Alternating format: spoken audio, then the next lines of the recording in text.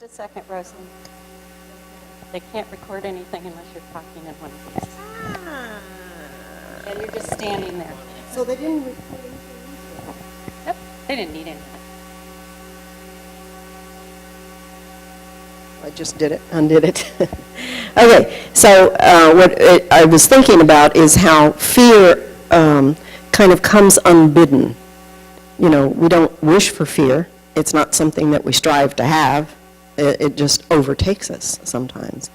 And the thing about courage is that I think we can cultivate, and that's what the conversation is about tonight. How can we cultivate? How can we learn to take a step outside of ourselves and do a diagnostic of our own body and cultivate courage within ourselves, or at least open the door for courage?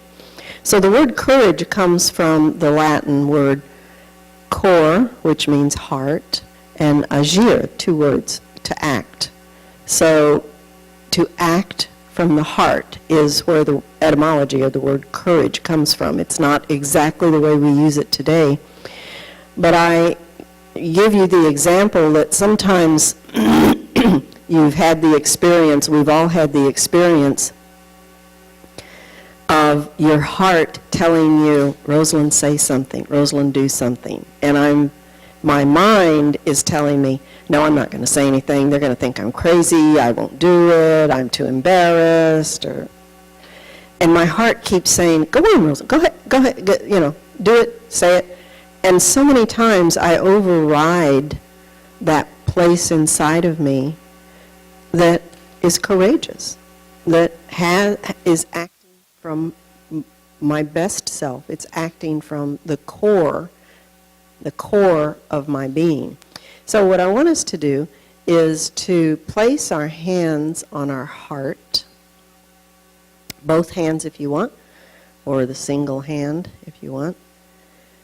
And we're going to breathe into our heart. We're going to imagine our heart opening and softening. So take a deep breath through your nose. Feel your heart rising. And as you blow out through your mouth,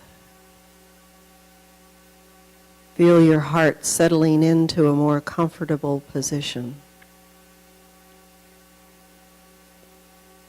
Again, take a deep breath.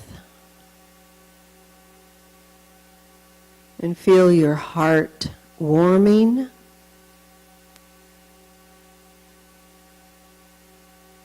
And as you blow out through your mouth, relax into this time of conversation. Important, deep conversation.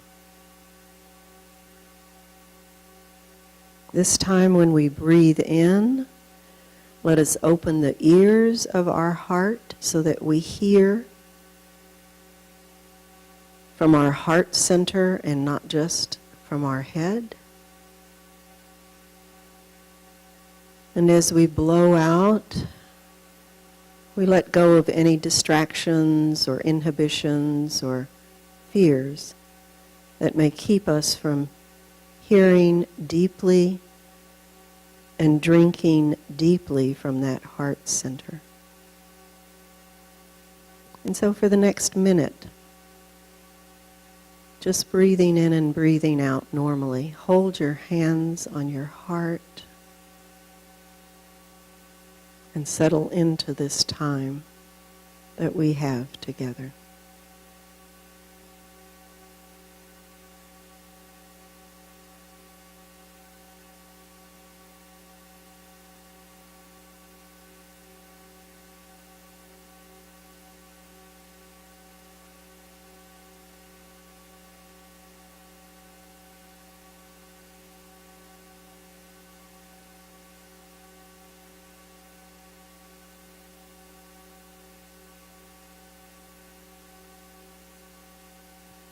So now we have our heart warmed up.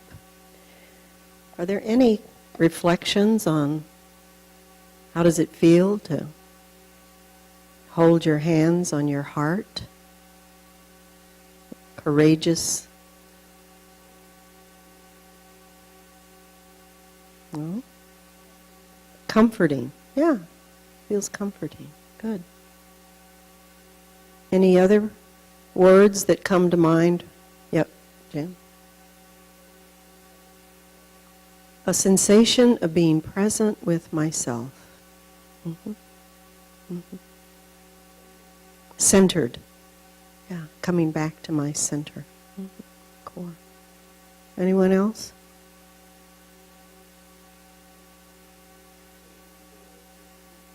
A reminder of our true self. Behind all the stuff out here, who are we at the deepest level? Yeah. To connect to that intentionally can bring about a great shift in how we operate and carry ourselves in this world. So the second part of this little introduction piece, please come on in. Grab a paper right there. There's a paper and a chocolate if you want. The second part of this, which I would like for you to do, oh, you've got a seat saved for you right here. How about that? Hey, Chuck, come on in. Hi. So the second part I want you to do is take your dominant hand, whichever hand you write with, and coming to our true self and being in touch with our true self and being centered and being comforted. Sometimes, as I explained to you, my heart's telling me one thing, my head is telling me something else. I have a conflict internally with myself. That's never happened to you, Jonathan? Jonathan's going, yeah. So here's the motion that I'd like for you to trace with your hands. And it looks like the figure 8. So my head is telling me something. And I go down. I'm going to go a little lower than my heart, down to my core, is telling me something else. So breathe in. Breathe out. Breathe in. Breathe out. Inhale. Exhale.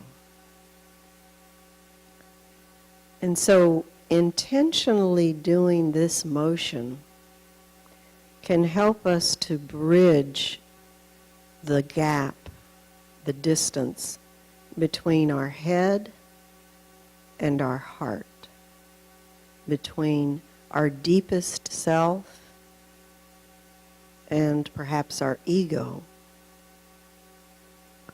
our centered self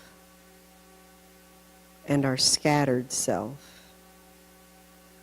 So using this as a reminder that we need both in our lives. We need to pay attention to both and to become aware when we get off balance or disconnected one from the other.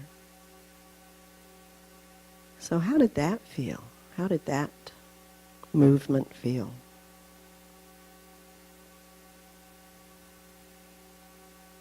Anyone? See some head shaking up and down.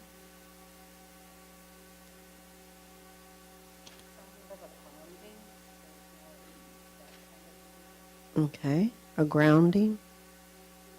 Relief, relief, yeah.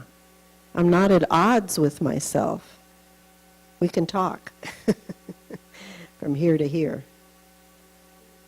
Peace, peaceful, yeah, good. Very good. Okay, so we're heart-centered and we are dialoguing internally, and our true self is sitting right here in these chairs. So I'm going to turn it back to Ann. Thank you. So we're getting ready for our first question. And you've already have shown courage, that act of heart, by coming tonight. That doesn't necessarily mean boldness, but maybe so.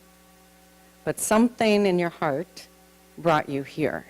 This is not something that you had to do tonight, right? There's something else going on. So I'm going to invite you to do one more act of the heart, trusting that we can learn more from others, right, than ourselves. It takes a community. So in courage, I want to invite you to find 2 other people, perhaps, that you've never talked to before. And find a spot to be 3 people together. 2 other people. Look at this. You're all big people. You're all big people. This is such a little step. Here we go. Make it a 3. Yeah, that won't work. And try to keep your size kind of in this area. Okay.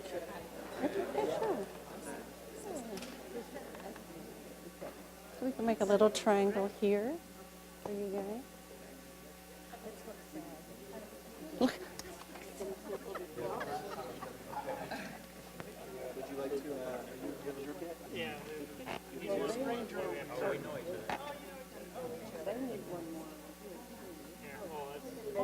That could be one good. So we have 6 here now. How about, I don't know you all. I can go this way, you go that way. It'll work out. There we go. There we go. I'll join your group when we get started. I know, but you just have to do what we can. Oh, here's Rhett. Here's one. Here's one. Here's a chair, Rhett. He's got one right there. So we've got some folks who are introducing themselves. That's great. So just know your first names. This is good. Last names are great too. You're all going to be new best friends when this is all over. So here's the first question. So keeping in mind too what Rosalind was talking about, this kind of centeredness, the first question is about yourself. It's about this space right here. When I'll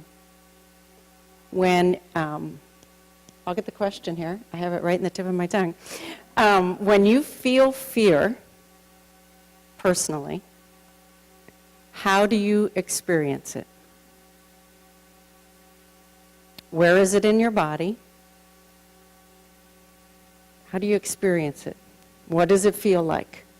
And try to stay in your body as opposed to what you think it is. You know, how do you experience fear? And part of that question then is, how do you traverse that feeling? What do you do with that when you're in fear? You know, like, what do you do with that? So everybody's answer is, there'll be similarities, but there will be different. What do you do when you're fearful? How do you manage that? So how do you experience your own fear? And how do you manage it? All right? So about 15 minutes, and each person talk, share commonalities. Questions about the question? Okay.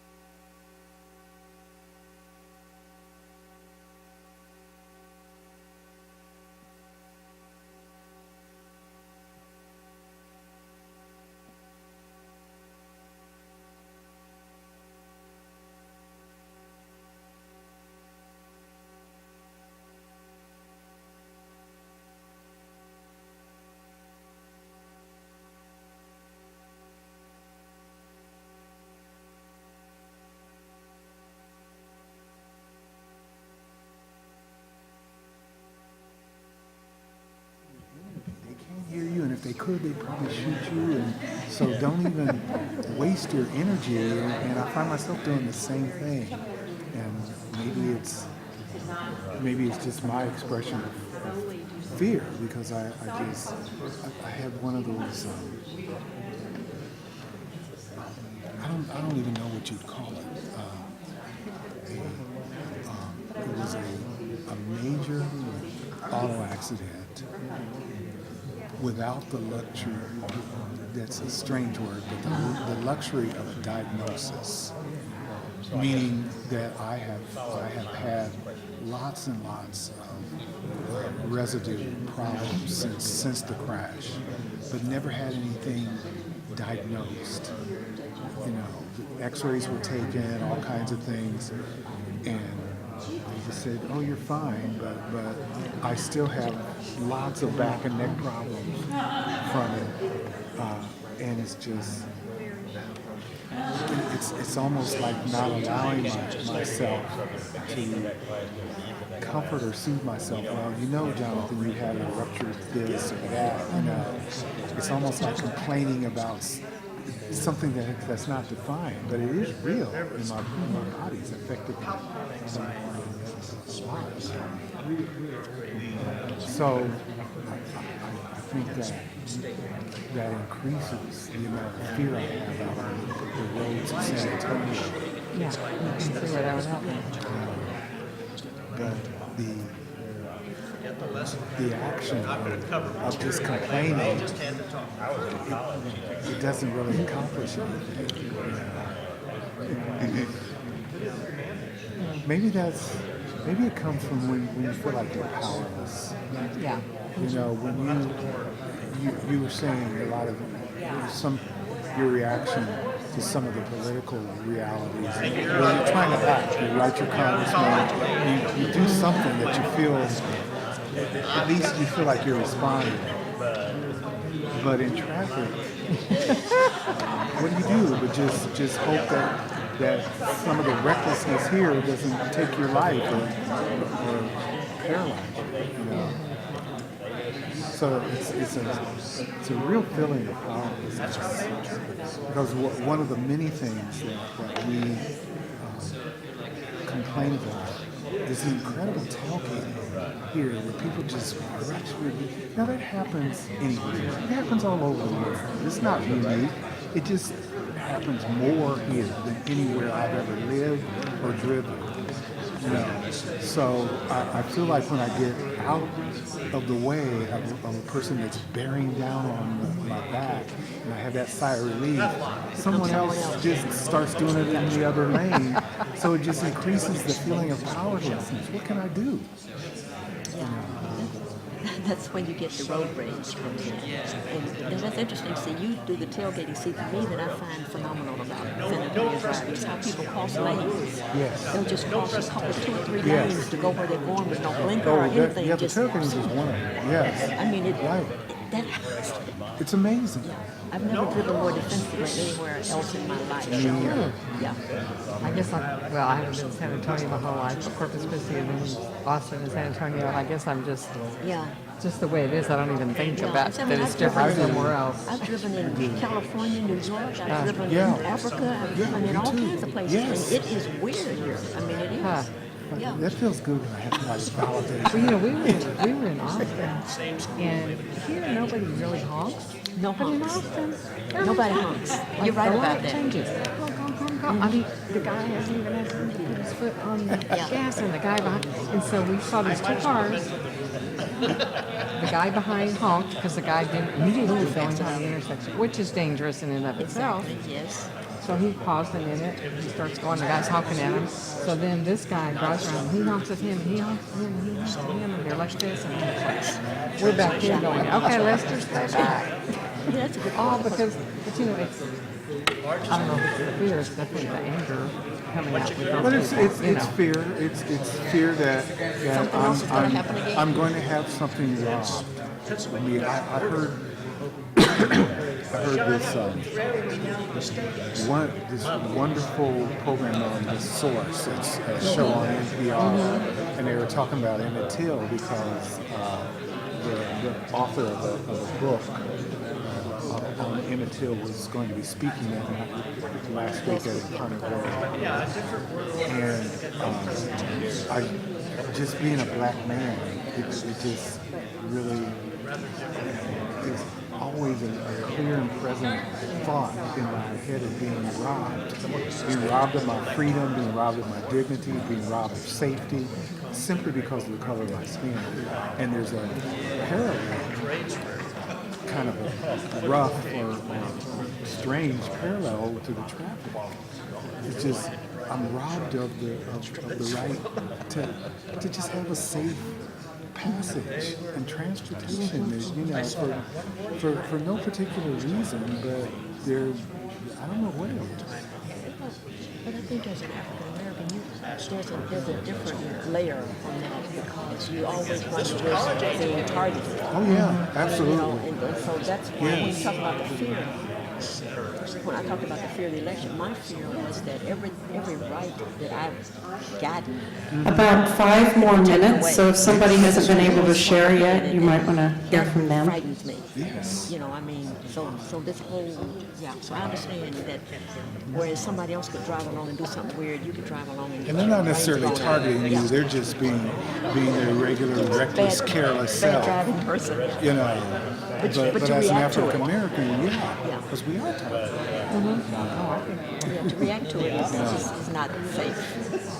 Another piece about fear for me too, depending on the kind it is I tend to go silent. I don't know if sometimes it's trying to think through what's the next move, what do you say, what do you do, and sometimes whatever the situation is may be bigger than something that I feel that I can address at the time. And so there's sometimes a disappointment in that silence. Because it's yourself? Because I don't know if there's a missed opportunity. But then that's kind of the roll of the dice. It's interesting.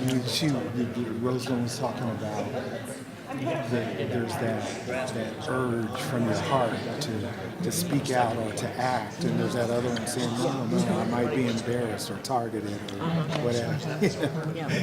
And then when you give in, I feel disappointed too when I just say, no, I'm going to take the safe way, the easy way. I'm a pass on that. Yeah. There's so much of that. And that's fear on everybody's part. I mean, if you keep going back to the election thing. I mean, I have a lot of friends that think the complete opposite from me, but I feel like, well, if I talk about it, I'm not going to change their minds. We just got into that with my brother-in-law the other day. I said, you're not changing my mind, and I'm not changing your mind, so let's not even talk about it anymore. But if you're in a social, or like we go to a Bible study class, well, a lot of people in there don't think like I think, and I'm thinking, well, how can you be a Christian? Anyway, that's a whole other story. That's a whole other discussion. Yeah. But I guess part of that whole thing is you want to maintain those friendships. You want to be in this Bible study and talk about, well, I don't know, maybe. When it's revealed. That's a good question. Well, see, I think there's a good reason for that. Yeah. For why? I mean, for maintaining. Because one of my very best friends, we are on poles apart. Mine too. And she has learned more by us being poles apart. By us being poles apart and the willingness to talk about it. I told her once about how I was afraid of police officers. I mean, police frighten me. And she told me about how she was raised that they take care of you. I said, they do take care of you, they don't take care of me. And so that whole mindset, she still can't get her head around it. But had we not had a relationship, it would never have been. So I think it would give an opportunity to get into dialogue and some deep stuff that we wouldn't ordinarily get into when we tend to talk to people who always think like we do. Well, even there was some story that, I think it was during the election, where there was this, it sounds like a movie, but this old guy who lived in this neighborhood and he just hated the Muslims up and down and every which way to lose. So this Muslim family moves in next to him, and he was just like livid, and he can't believe it. Well, the kids are asleep, they start talking, he had never known a Muslim. Exactly, which is... Okay, so then, and the end of the story is, after they kind of gradually got to know each other, and he said, well, gee, these are really nice people. And I think that's that fear of the other, that's what I keep calling it, the fear of the other, because you have that person, or whatever,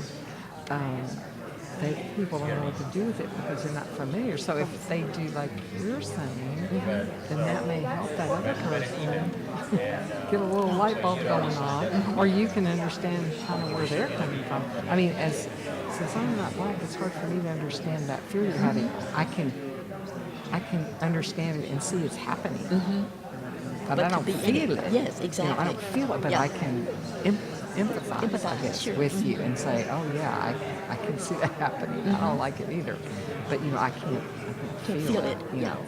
Or I may have something else I could compare it to. I guess you could say. Yeah. But I think that's only when that dialogue starts happening. Is I think when we begin to see things not necessarily differently, but I guess for me to respect that person's view, because I mean we are sum total of our experience. I mean no matter what we say or do, that's who we are. And if my experience is poles apart from yours, the only way we even begin to acknowledge the difference is to be able to be in dialogue. And that's part of the problem we have right now. Second question So, is similar to the first, but it's about others.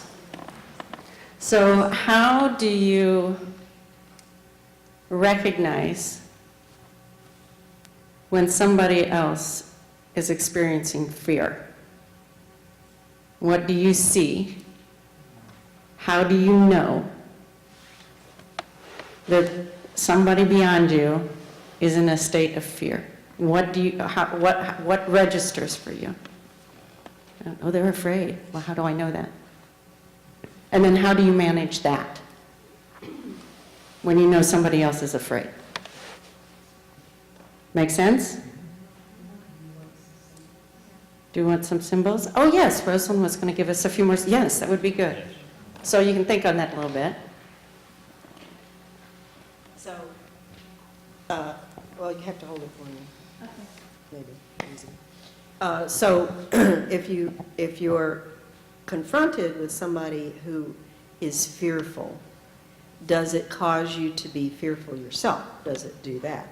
And the symbol that I would give to you to do with your hand, with your arms, is this symbol here. So do this with your hands.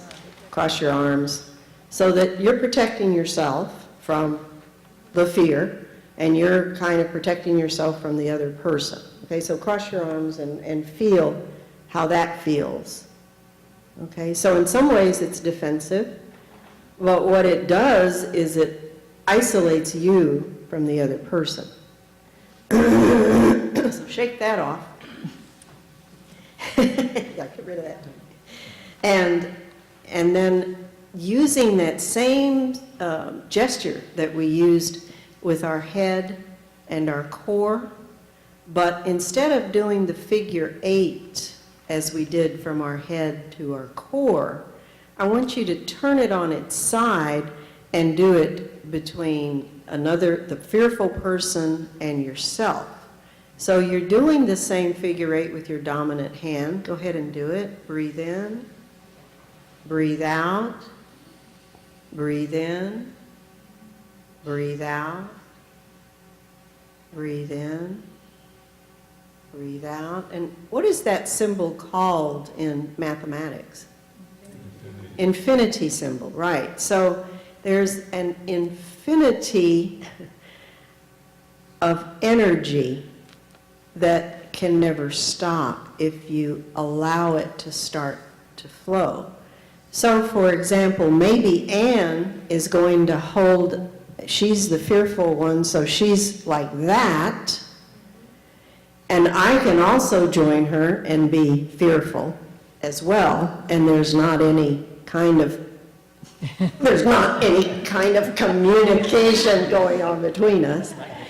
So maybe Anne is fearful again, but this time I'm able to recognize her fear, and I see that it's coming from a fear that she has, and in my energy I can do this. I can breathe, and I can send the infinity of energy or the infinity of healing or the infinity of love toward that person. And it may not immediately diminish her fear, but it may help. But it may help me to manage my own fear. And sometimes it causes people who have their hands in a fearful position to change and to be joining in that infinity. Question? Yes, Chuck. Now, are we doing this and talking to the person who's with us, and we walk up and do something like this, or how are we handling the symbol, so that the other person knows what's going on? No, it's kind of, I'm giving you this as sort of like preparation that you would do. You probably wouldn't be having a conversation. I mean, we're doing this in this evening, but let me just tell you this quick little example. I had done this in a class, and there was a person who just thought it was crazy. And the next time I could tell, the next week when she came to class, I said, did anybody try that homework I gave you about doing the infinity symbol? And she was the first one to raise her hand. I thought, oh, great, the one person who didn't buy into it. She said, I was laying in my bed on Saturday morning, and my daughter, who's 15 or something, came in really late after midnight, and I was laying there gritting my teeth, getting ready to get up and have the usual argument with my daughter. And she said, I thought about it for a minute, and I thought, that crazy thing, and I just started doing this. She said, I hadn't even gotten out of bed, and then I stopped. And then my daughter poked her head around the door of the bedroom, and she said, Mom, I know I was late last night, and I know you're going to be really angry, but I'm so sorry, and I promise I won't do it again. The lady said, I couldn't even believe it. She said, I know, I thought you were crazy. She said, but somehow I felt like my daughter felt my energy, even though she didn't see her. So I'm just saying that. And Chuck, you're a musician, you're a person who handles energy really well. It's not always the verbal cues that we give. So I think that happens, And it's also kind of an image metaphor. I mean, I can be in a conversation and not doing this, but doing that. And recognizing this as a Just this, yeah, and seeing it. sometimes Right. position. So to your question, how do you recognize fear in others? And then how do you manage that? So think about how you do it now. How do you recognize it? How do you manage it generally? Okay? 15 minutes. I guess depending on who it is, usually there's a volume and elevation of his voice. Sometimes I've observed that a person, the voice can get to talk louder. That's a verbal one of those, I think, and I probably recognize that quicker. And then sometimes it's a complete withdrawal. Just don't want to communicate at all. Yeah. I guess for some reason, and I'm not sure I can even, I think maybe more because of my grandkids, maybe. Eyes, it's kind of like, opening and this facial expressions of, even like my little granddaughter got on this live the other day, and it was higher and steeper than she realized, and it was like up off the ground. And she came down, flew off, and her eyes were like this, and so that was that was a physical fear, I guess. It's like what was going to happen to her, but then I was probably looking the same way.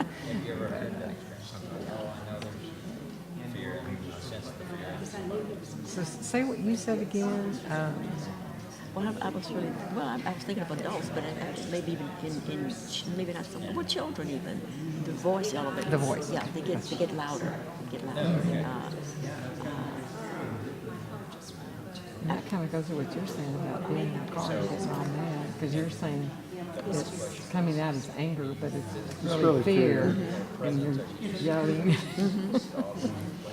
And what I put together with that, I know it's not this question yet, but it's helpful for me to think about this.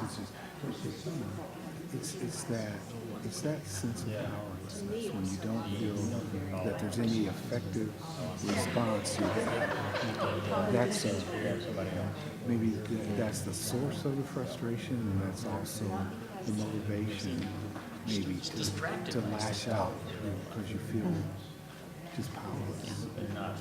That's the only thing that, and I apologize, this is a little off the subject, but I was listening to what you were saying about remaining friends with or trying to connect with folks.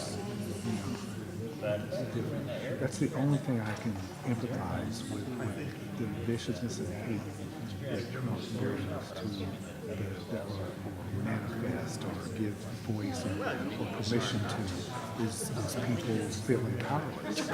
People feeling that they're just in a quandary. Their lives are going to be made better or safe, so they lash out against black people, Muslims and women and Hispanics and any other, everybody. So that's the only thing I still don't want to be friends or listen to them because they're dangerous to me. So I feel differently than you guys do about that. But there is at least that element of empathy on my part. That they feel threatened, they feel powerless. So they lash out with hate. Definitely. I think it's, and there's this need to suppress. There's always a need to be on top of something, on top of somebody. There's always that need, that pecking order thing, no matter what it is, it's always there. Yeah. But, I was thinking about the fear thing, and I'm thinking of a child and how you deal, how, when a kid hurts themselves and they're, and I instinctively, this happened the other day, and as adults, we immediately go to them with, oh, it's going to be okay or whatever, which I think is a totally opposite reaction because it feeds into the fear already, as opposed to, hey, you're going to be okay, So I think how we deal with that, but even with adults, I volunteer at Methodist Hospital, and quite often people, I work in a gift shop, quite often people come in there. Today it happened. A woman came in, when she walked in the door, I saw she'd been crying, and she walked in the door, and there was an older, might have been aunt or whatever with her, and she told me, I don't know why she told me, well, I don't know. She told me that she had just learned that her father was dying. And so there was that fear, there was that, all of it, just a myriad of emotions. And that happens, not a lot, but enough. And it's not to dispel the fear as much as you do the, it's okay, and just talk about it, get it out, or whatever, And I think in a non-family, total stranger way, it's almost healing, almost, because nobody's, I may not in anything, and I find that for the moment can be helpful, I think. Oh, yeah. And I think sometimes people do that, and it's almost like they have a need for that person they don't know to, because there's nothing. I mean, there's not all the. There's you have nothing in it. There's not. Oh, well, I can't say anything to her because she don't like my dad. Yeah. Exactly. All that. Yeah. None of that. Yeah. So, yeah. Sometimes it's soothing to talk to a stranger because you don't have all that other stuff in the way. They don't bring anything to it. It's just to be listened to. And yet you recognize, well, I mean, she was crying when she starts talking to you, but, Yeah, I mean, sometimes people just kind of walking around looking lost and stuff, and sometimes you almost have to, well, you don't have to, but you can engage them, and invariably, because a lot of times they'll come there just to get away from their bedside. They just Yeah. need some. They just need to get away, and so just feeling that and just giving them a place to. Yeah. And it's always it's a lot of other things, but it's fear of what's happening. You know, I got to go back up here. I got to talk to my kids. It's just yeah. But, and I guess, yes, go back to the grandkids again, but it's an example for anything. It's just providing that comfort, you know, sometimes a physical comfort. I mean, if it's somebody you know and you feel like you can provide physical comfort when you're afraid. Or just, you don't have to say anything, just being there and touching the person, or, you know, that's tremendous many, many times. You know, to calm their fears and at least know somebody's there with them and listening. And, you know, I think we worry too much about what to say instead of just being Just there. being there.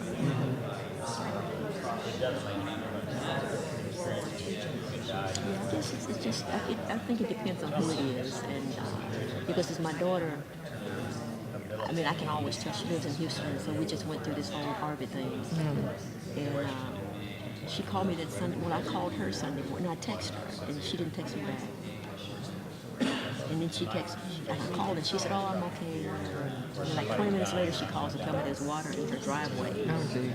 And that just, I mean, that was a fear. I mean, there's absolutely nothing I could do about it. Nothing. And yet I know that I've got to be logical. I've got to ask her the kind of questions I need to ask her to get her to do whatever she needs to do. But having her being my child all her life, I also know that she can never see fear in me. She counts on me to always be level-headed, and Mom's gonna tell me how to get through this. And I mean, I am just about to lose it. You know, I'm just glad I was here and she was there. You know, but I mean, it all worked out. But I mean, I could hear it in her voice, and so I've got to talk about logical things you need to be doing, but at the same time, You're fighting back your fear. absolutely. Yeah, I mean, the helplessness of it. I mean, what am I going to do? I mean, I'm in San Antonio. I mean, even if I've been there, what am I going to do? But that was traumatic. And anyway, as it worked out, it all worked out. That afternoon, I talked to her, and because all she was sending me back is okay, which was not telling me a lot. You know? She's what? All she's sending me back is okay. It's okay. And that's not telling me much, you know. And about 6 o'clock that evening, I'm talking to her, and she said, I fell asleep. I was praying, and I fell asleep, and I woke up, and I heard cars, which means that people were driving on the He's street. driving on the street. And she said it was a receding of the water. She said, it's biblical. I said, tell me about it. You know? Yeah. But that was a fear. That was, Yeah, justifiably so. Oh, yeah. Not Katrina. Yeah.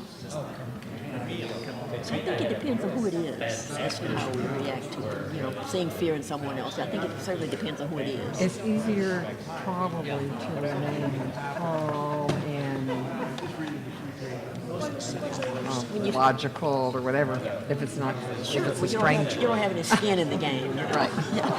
Yeah. It is. Yeah.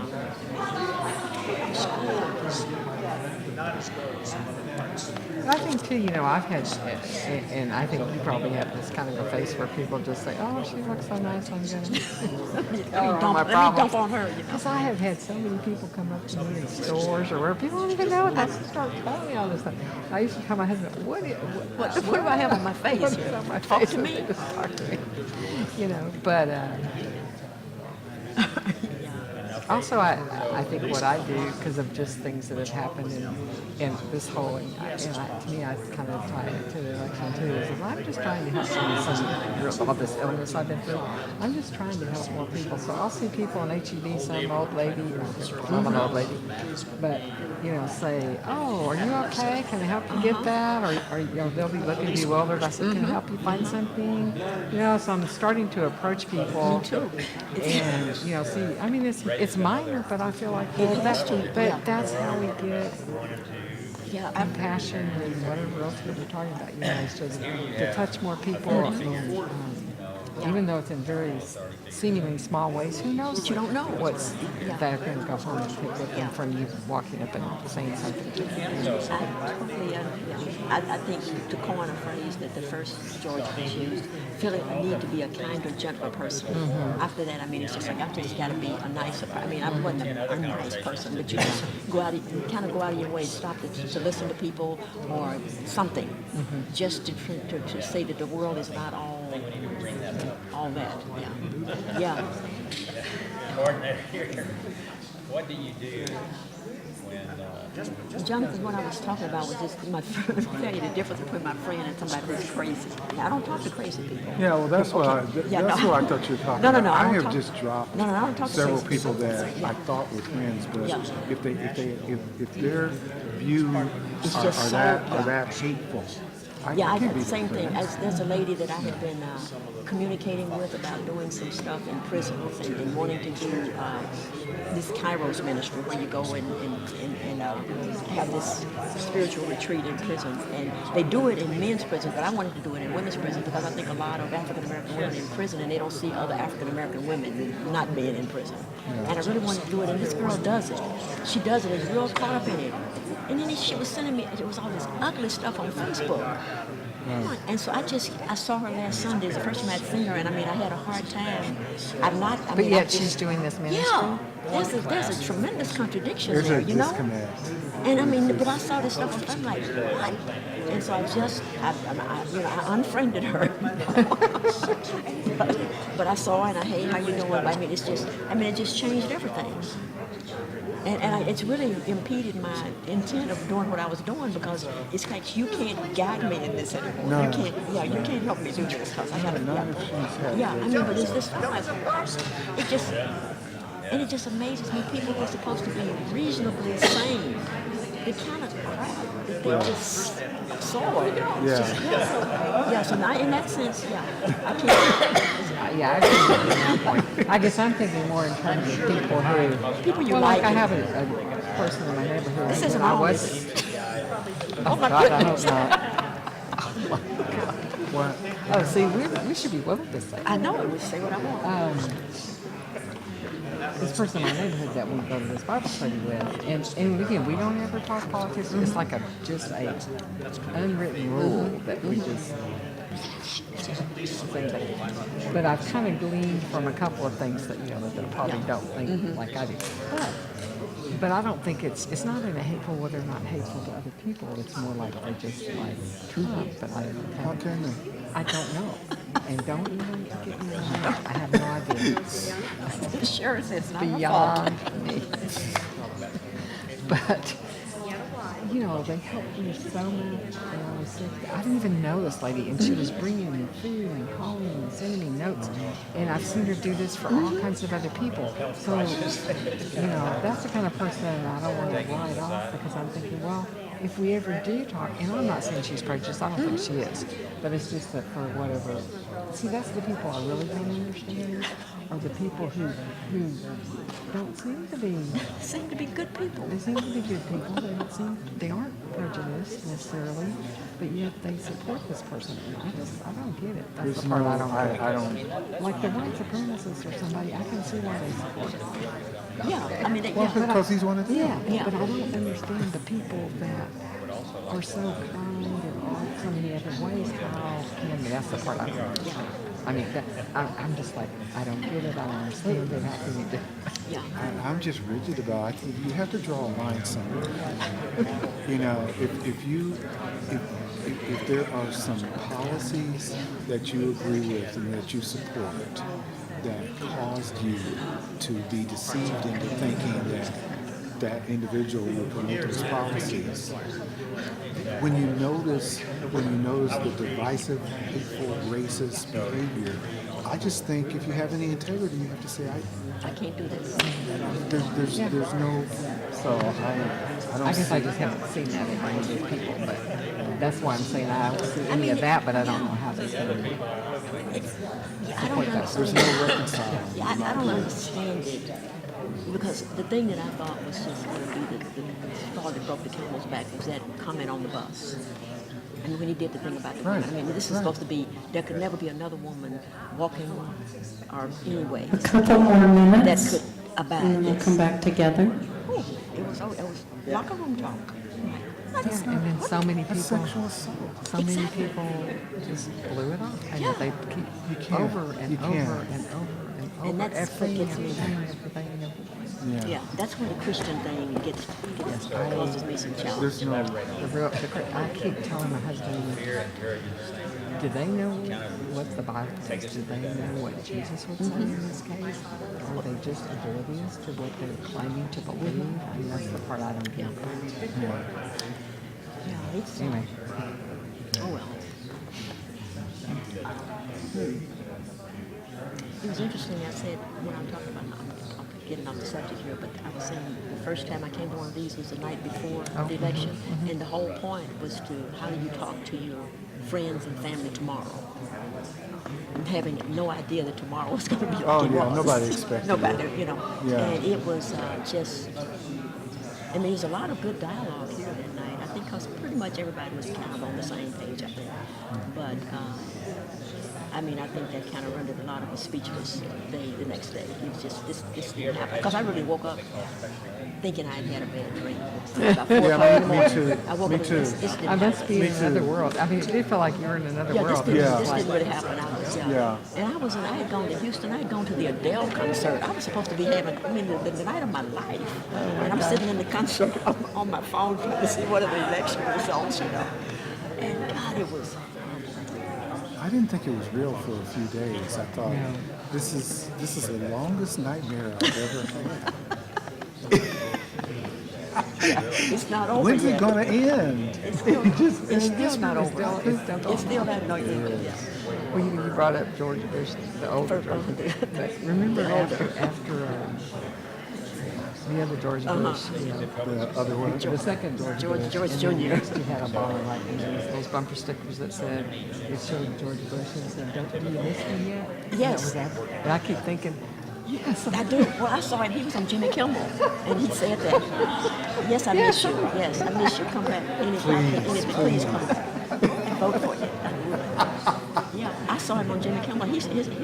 His humor just cracks you up because he's doing these drawings now. His humor. And He's you know, just loose as a goose. You know. He's After just 9/11, he said, I mean, he was the one that thought in Texas when he was governor that, you know, these kids that are come across with their parents should have, that they should have education, they should be able to go to school. Yeah. So he was that way, and then also after 9/11, he said, well, you know, it's not all the Muslims that are this way. He was trying to make people realize. Well, you know, so I'm one like, of the first acts he did was go to a mosque. yeah. I mean, he did. I didn't agree That's with what the I call rationale. disagreeing.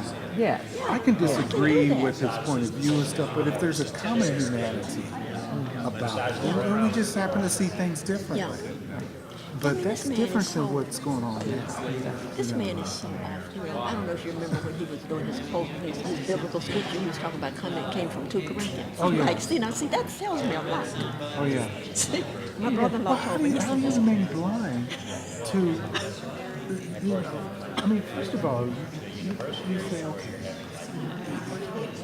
he's not a Christian, but I don't have to support somebody politically because they're a Christian. Yeah. But when the behavior and the words are so contrary to everything that I believe, I always feel like I'm on public radio.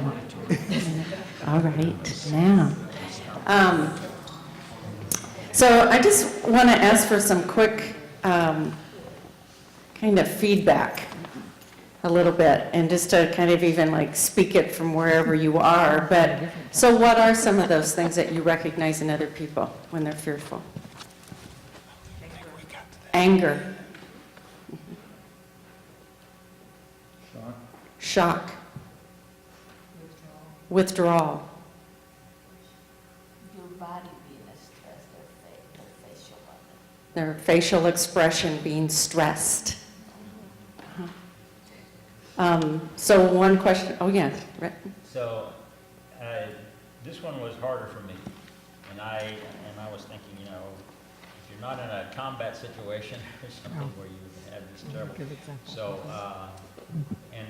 were talking about 9/11, or we eventually started talking about a situation where the police had come into a school and just beat this kid up. You know, that was the way they controlled it. And so, you know. So beating someone up when there's fear, is that, yeah. But we're also talking just daily encounters. How do we see that and what do we do with it? Now, do you relate to any of those as a person yourself? Going back to your first question, anger.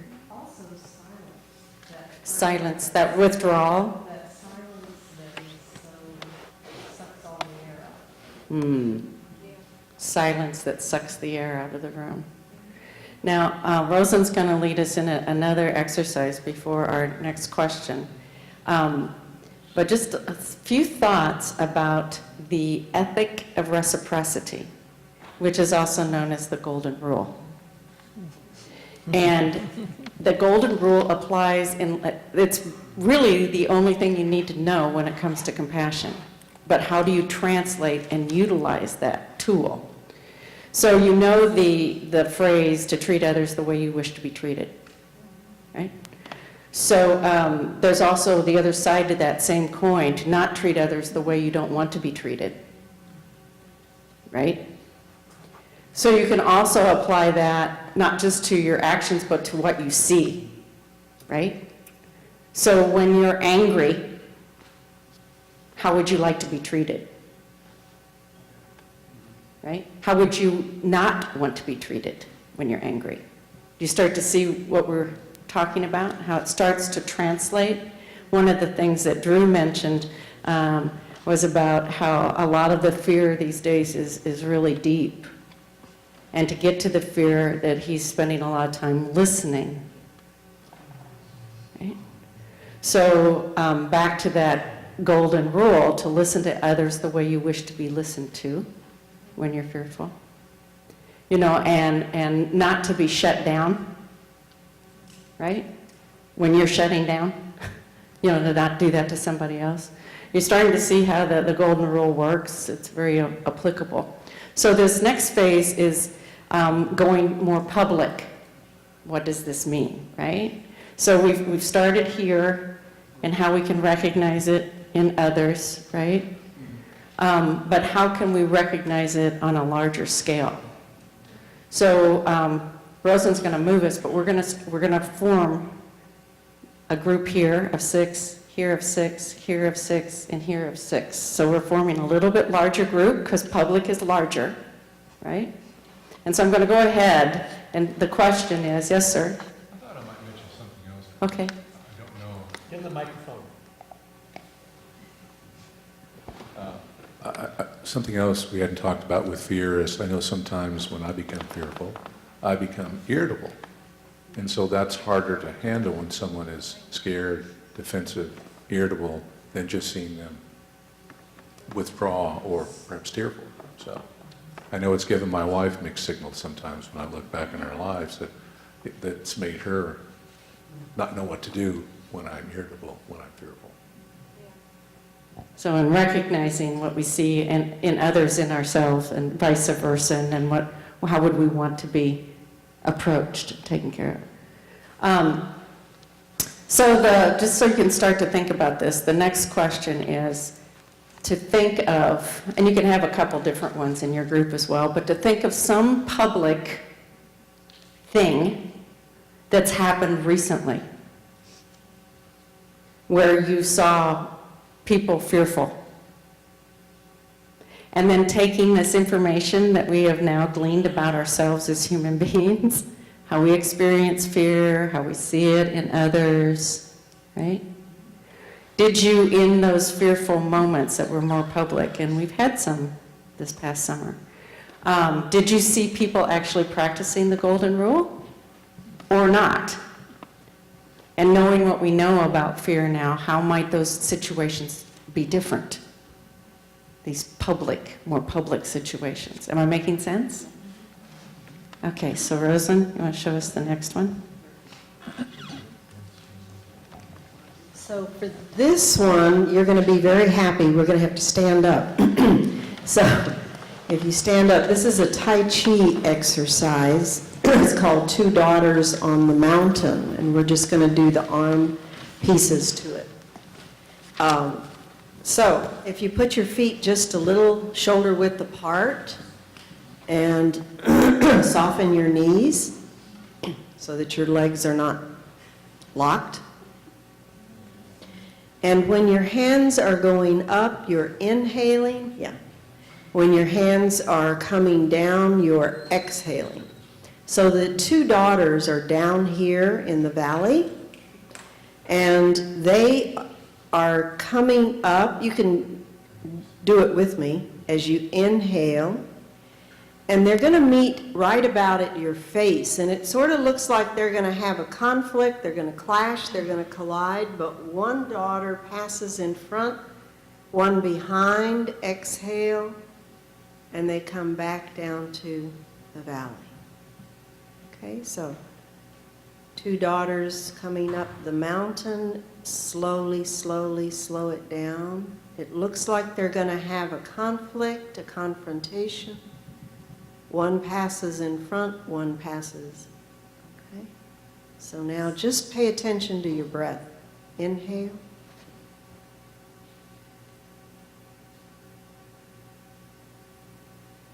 Exhale.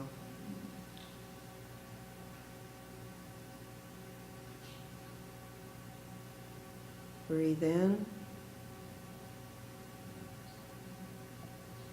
Breathe out. Last time.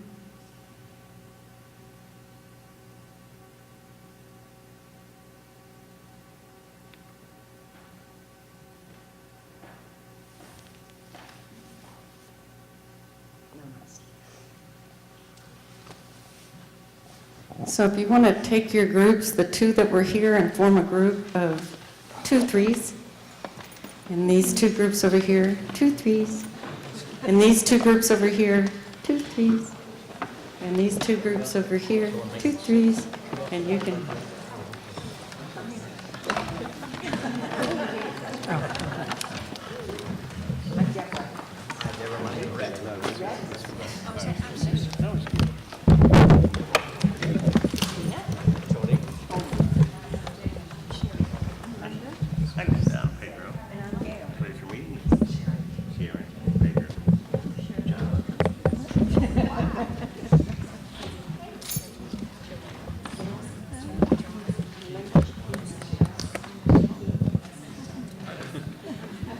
Public event. Yes. All right, so we're waiting for an assignment, or we're going to go ahead and move on this? You mentioned immediately. Well, I don't know if that's considered an event, but it was a public, you know, the latest disaster, the hurricane issue. Harvey and Katrina, Irma, I'm not Katrina, Irma, yeah, and Harvey, yes. So my question was, are these people children that think it would be fun to be in a hurricane? Or they just don't believe it? Or they just want to live a life where every year, I mean, they're on the Florida Keys. Give me a break. You're gonna have, you know, turbulent weather every year. Well, I lived in Right. California for 28 years, and everybody said to me, aren't you afraid of the earthquakes? Yes, I lived through 3 of them. Oh, in California? But, you know, it's like, you just have to put your faith in God and say, for me, you know, I will be protected, and, you know. Do you want me to repeat it again? Okay, so think of particular public fearful moments. Can anybody think of one that's happened? Harvey. Harvey. Okay. Does somebody else have another one? So Harvey was a public fearful moment. Yes. Another one? And that. Gas shortage. Oh, my That was caused by Harvey, but it was a different thing than just Harvey, right? Do we have another fear one? Anybody else have a fear one? St. Louis protest. I'm sorry? St. Louis protest. The St. Louis protest. Another one? So you're getting there. I also think of the whole monument thing. Yes, removing them. Oh, gosh. Okay, so that's what we're talking about. So now you've picked a public, Virginia. fearful, whatever, right? So knowing what you know now about fear, how it feels, how you see it, In any of those situations, did you see people acting in terms of the golden rule, and how? Or not? And what was that? And how could it have been different? Make sense? So your group might want to just pick one of those if you want to do that and talk around one. You can talk more, but, okay?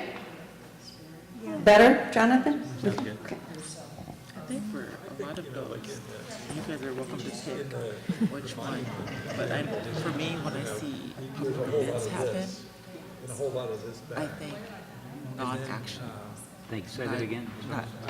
Regardless to any of the events that happened, that when people don't act, whether they're speaking up or not speaking or just doing nothing, for me, that's the most harm, I guess, that I tend to feel. Not acting, inaction. Inaction, indifference in action, just letting it.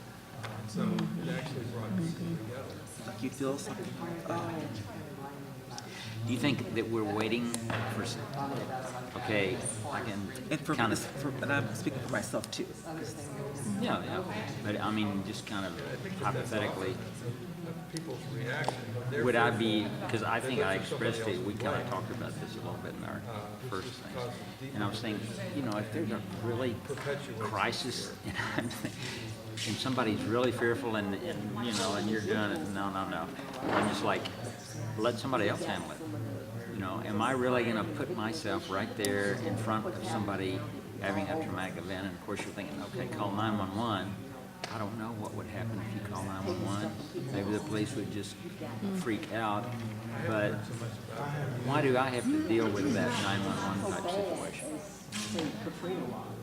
But there's being talk about situations where people are needing protection from their homes. What I think about when you talk about the inaction is that we talked earlier about fear. Sometimes we get paralyzed. You were saying no, and it's not because we don't know what to do. It's because it's just kind of like, Yeah. Yeah, what do I do? What do I do? what can I do? That's a real example of, And smashing windows of someone who has nothing If I to do with something, with the I fear what will happen if As far as I the- stand up and say something. I have that fear. yeah. Because all of the buildup to the hurricanes, and everybody was getting prepared for it. And there was a lot of fear, even in that piece, in getting together. Will I have what I need? But then there were other things that happened that were not expected at all.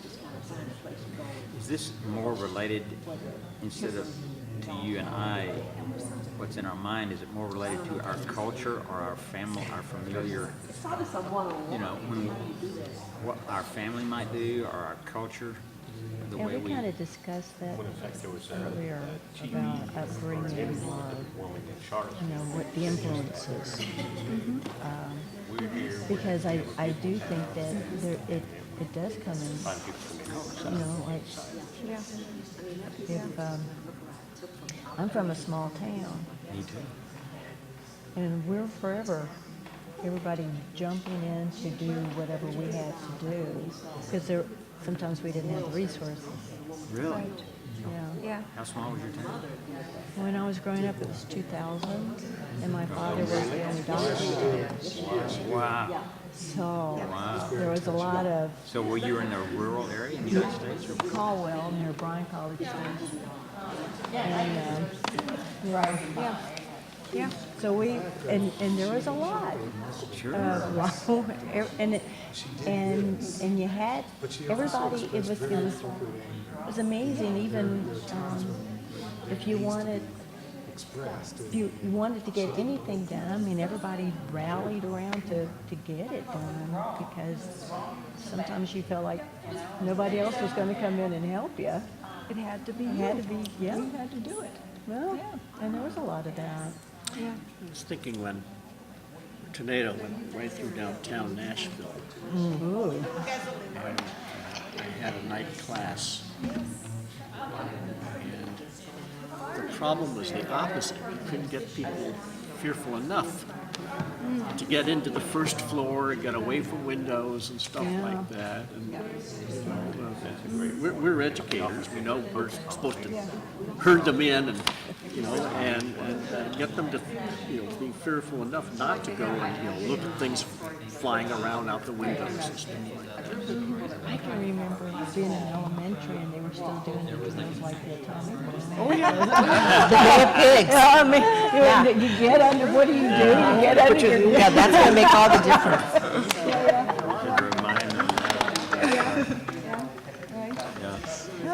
I used to work for an airline, and I had several incidents, but I had one major one that, we were told that we were going to have an emergency landing. And I remember when I was hired, one of the interview questions was, are you a person, and of course it's kind of stupid, the question, but would you panic if you were facing fear? Mm-hmm.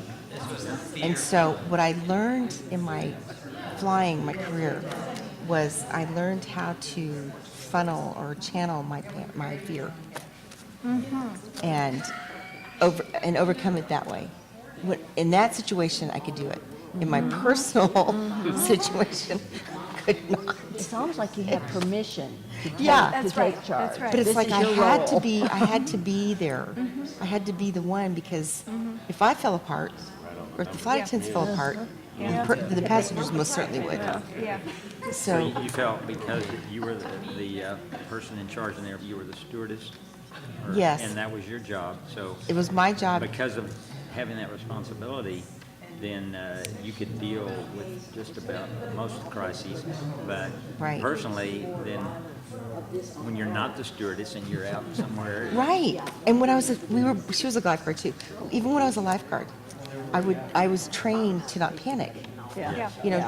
Because I think fear causes sometimes, depending on the type of fear, Yeah, like you were panic saying, and, paralyzing. what do I do, or it makes it worse, or, and that creates that whole mobocracy mentality, like everybody's climbing over each other or whatever they're doing. But it's funny how in that situation, I thought I was always very professional and very assured, and very assured of myself. But in now in my personal, I'm like, If you don't know what your role is, I don't know what to do. What do I do? Right? I have that And same. you get paralyzed. For me, I can identify because I'm a teacher. See, exactly. When it comes to my students, I push on their side because I'm responsible for them and their well-being. And so when I'm even going into a conference with other teachers, it's not really about me. It's about me doing the best representing my students. So there is no fear there. But when it comes to something that happens in the news, something that I'm going through So in why my can't personal we do life, that? Why can't we make that? where did that person come from? Yeah. Where did she go? How can I get her back? I don't know, but when it's something personal, like when I feel like I should be saying something or standing up, I freeze because we talked about fear of flight.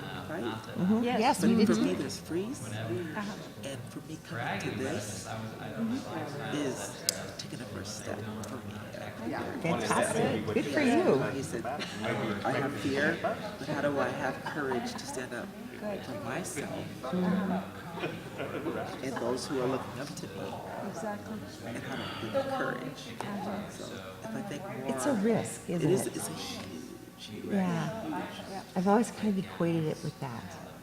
That risk. So let me ask the risk. So it's interesting. We've talked about these other things. Tell me about the risk. What is the risk here? So your fight or flight or freeze. What's the risk? Getting hurt. Being judged. Judged. Not being accepted. Not being what? Accepted. making bad decisions. The girl who led the movement to change the name of Lee High School. Yeah. Oh, yeah. I mean, she could have easily been so targeted by the administration or whatever. Yeah. She did it. and I met her several times. And we went to the unsuccessful attempt to convince the school board to change it. And that was maybe a year or so ago. And finally, I don't know why they changed it last month. Thank God they did. But I met her, not only the student, and she was courageous, but let's give her mother the main credit, because I met her mother, and it was quite obvious that this student, was her mother's child, and was following, what her mother more or less approved of. The effect of our upbringing. Right. The effect of other people upon us Right. that have brought us to this point. And we kind of adopted her as a spokesperson, but, they did get thousands of signatures on the internet sign up. And we had hundreds and hundreds of people that were there because she touched on a nerve. And so we had a lot of there to support, but there were a lot opposed. So it kind of got beyond the student. And, it's kind of community standoff about how we're going to handle this. And I think we failed initially to change the name, but eventually, and I didn't get to attend when they changed the name, but it must have been dramatic. It was pretty recent. What people really afraid Well, from being in the room when trying to explain that, and I would get emotional. So just hearing these people give a justification about how great Robert E. This general was, and how great he was, his life, and he didn't really own slaves. His wife owned slaves, and on and on, and I'm not trying to denigrate Robert E. Lee, but you failed to see the evil of slavery. Yeah, but you see, everyone. But he had in our community discussions, obviously half were one way and half the other way. And, he was a traitor, and he did all these evil things and killed Union soldiers, and on and on. So you could see it either way. But, that the school board then would decide, because the president, and when you're at these things and you have to address the school board, and you have to talk to the president of the school board, and everybody's there, and you're on camera, and personally, I know how I would have voted, and I was appalled that they voted to continue with the name of Robert Lee, and appalled that people were so Worked up. well, that they had such a prejudice that they thought that there was some great thing that had been accomplished. That actually, a lot of people don't know the history. They had chosen that name like in the 50s or maybe 60s, kind of as a reactionary to the Brown versus Board of Education ruling. Oh my God! Yeah, oh my God! And these people were taking pride in that they had been in Robert E. Lee history.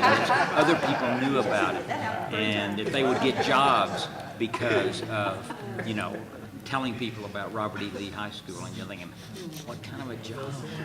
Really? I mean, and it was like, this is all the bad things you think are kind of like under there. Back some weeks, actually about a week and a half before the hurricane came, I went with Tom Wakely, who's running for governor, down to Goliad. And he had a little event there. And so we find the cafe that we were supposed to go into. And it's kind of like, there's strangers in town. Right away, 3 police show up in the cafe to find out who we were. So I started talking with them. And first thing they brought up, you're down from San Antonio. People up there want to take those statues down of our Confederate heroes. Yes. And so I was cowardly. I just said, well, some dude, I went and got away from him. Well, Tom was a politician, of course, and so he kept talking to him. And he managed to pull out of them the fact that they were virtually idle because they were sent down towards the border, and they were on leave, I guess, up to Goliad. These were off-duty DPS officers, or who were these? These were state police. State police. And they were sent down to protect the border. But they kind of have this attitude. They have that attitude, but they were there for months with nothing to do because there are no evil immigrants coming in to hurt us or anything. It's just all that the state wasted money to put all those police down there. So Tom was able to actually engage them a little bit and get something out of them, whereas I don't want to talk to these people. Oh my. But I have to ask, what are they afraid of? What does a statue in a park in San Antonio have to do with their well-being or their place in the world when they're way down doing nothing on the border? It's that thread of bigotry that runs deep. It's a thread of bigotry that runs throughout bigotry and racism that runs in our country. So it goes right back to culture and early culture and just like your whole life culture and on, like there's something, it's like almost overpowering, right? Yes, it's maddening. Thing About 1 more minute. of history and Yeah, civilization. for me, I've gotten to where. Wine. Yeah, I can't hardly even watch TV. I don't want to. I mean, I do because I need to keep current, but it's like I get so. But we're not puppets of culture. Yes, you have a Robert E. Lee, but you also have a George Thomas who grew up in a slave-owning family and saw it was evil and stayed with the Union and was a brilliant tactician, by the way. But mistrusted by the Union Army because he was a Southerner, but so he was in charge of the Battle of Nashville largely by default. And then you have old, Fuss and Feathers himself, who was a Virginian, who grew up with slavery. Who is Fuss and Feathers? The top guy in the Union Army. He knows all of these people from history. Winfield Scott. Winfield Scott. Yeah, 3 Virginians, and only Lee stuck, went to the That's why I thought that was your book. That's why I thought that was your book, because you know. I was Googling Wikipedia this morning, and I don't know why, and I Googled South Carolina and the other southern slave states, and I did not know that every state, all the slave states, all the southern slave states, it sent we want to honor everybody's time. Side, except for South And this is to go for another 13 minutes. Texas surely did. And so we're going to do the last question together. And Rosalind and I are going to walk the mics. So you might want to think just a little bit. But how does all of this information that we have gleaned, how does it inform our future acts of the heart, our courage? How does it speak to us to move forward into the future? What might we do in a different way that we have learned from our own feelings and others' feelings and in situations? I'm going to ask Susan, she didn't know this, but she gave a really good example. And so I'm going to ask her to share the one about Phil Harburger. This is from a previous hurricane, Katrina, which I think we all remember. And when all the refugees were coming from Houston, there were quite a few cities that were saying, no, we're not going to take the evacuees. We can't handle that. You know, who's going to pay for this? Our social services can't do it. We don't have enough space. What if they decide to stay? You know, we just can't cope. And Mayor Hardberger was the mayor that stood up and said, come here. You are our brothers and sisters. You would do this for us. We welcome you. And if you want to stay, we'd be delighted. And as Ann pointed out, he really didn't know it was going to be okay. He spoke from his heart. He saw suffering and he spoke from his heart. And in the end, it was okay. And we did get paid back for everything, and many of the Katrina refugees, most of the Katrina refugees have turned out to be sterling citizens who are good employees and good citizens and good students. And it's been a wonderful addition to our city. And from that experience of taking in that number of refugees, we were able to improve our services in San Antonio, so that the next time it happened, we were 100 times better prepared. We learned from our experience. So that's an example where a lot of mayors said no, and we said yes. And I think it was San Antonio's finest moment. So to act from the heart, even if we don't know the whole plan, to do the right thing.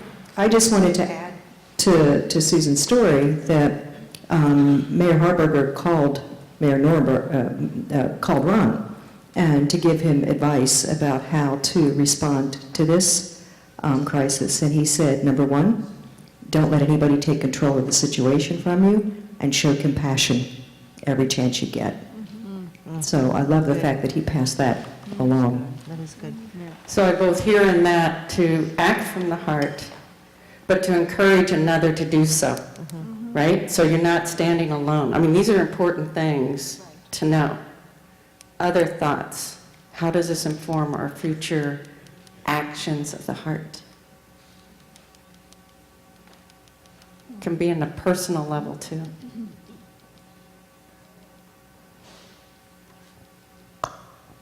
I think a lot of what I got out of the group I was in was the idea of thinking more about why somebody is behaving the way that they are, and recognizing that there's some kind of backstory there to, behavior that we might not really like, and try to connect with that and humanize them more instead of just reacting to their fear or anger or whatever emotion they're showing that we're uncomfortable with.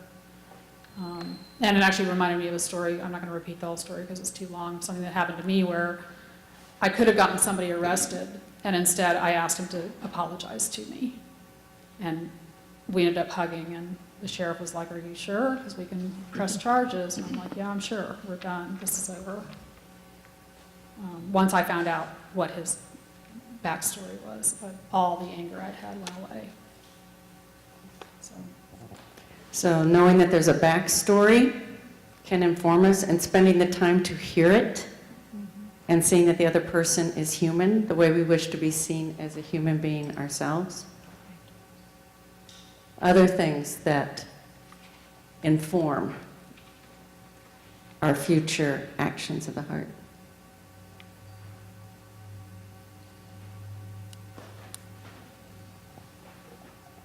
It's just encouraged me once again to remain open in the midst of all of this, and aware. And it's been a good experience listening to everyone else share these stories and sharing these common stories about courage or about our own fear. So it just ends up being wherever we are so often, and it's good to be encouraged to stay open to that. So not just staying open, but gathering together and sharing that can inform us as well. Because we also heard earlier that fear can also cause us to withdraw. It might be precisely when we need to connect. Well, and being open to embracing it. Being open to embracing. You never know whether it's a loved one, just a friend, or someone else. Could be anybody. Other ways you're informed. Well, I just wanted to share my favorite quote lately, Gerald Jomplowski, that I had shared before. He's a psychologist from the 70s, and his belief is that all emotions distill down to two basic ones. It's either love or fear, and everything else is a variation on that. And when you encounter another person who is exhibiting anger or whatever, if you can see them as a wounded, fearful person, I think that's an easier way to get to compassion.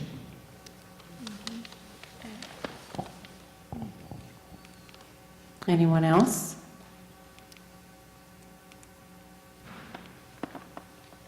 Here's one over here.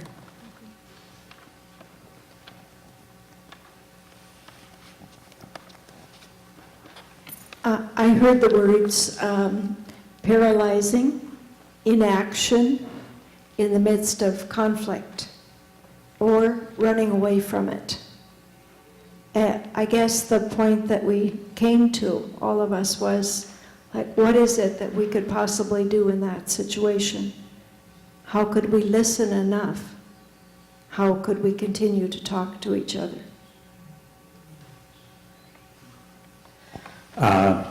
Thank you. I'm always amazed when I come to these that it, pulls out more of my subconscious than I was aware of.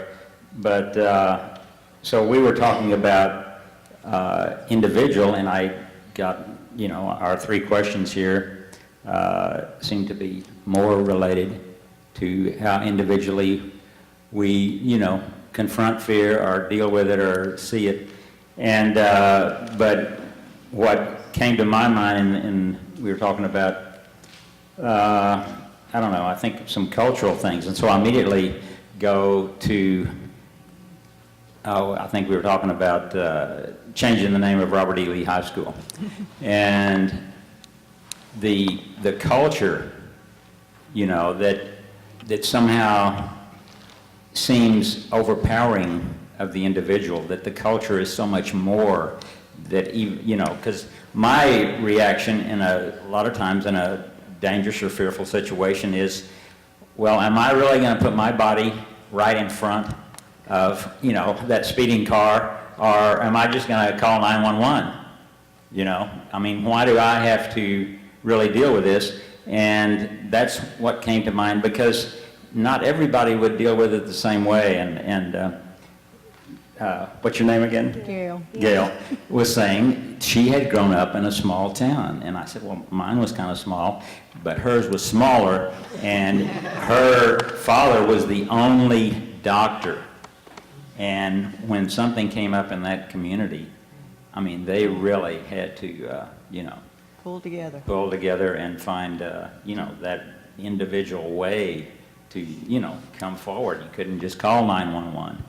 And so I think, culture is something that is so overpowering from such an early age. And maybe, it takes the whole world to raise the world.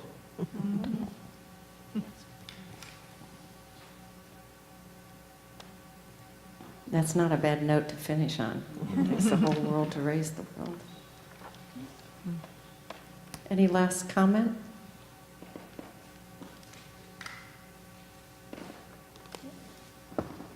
Rosalind, you have anything? No, I don't. You could finish with your song. I She's been threatened singing this song. I threatened to sing this song. Everybody join me who knows this song. Susan will know this song and Jan will know this song. Whenever I feel afraid, I hold my head erect and whistle a happy tune, so no one will suspect I'm afraid.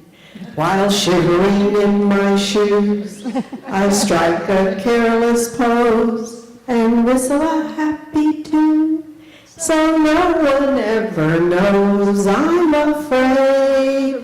The result of this deception is very strange to tell, for when I fool the people I fear, I fool myself as well and will quit. Now that was an act of heart, right? Thank you all for coming. Thank you. Now, Cass. It's good to meet you. Nice to meet you. Nice to meet you.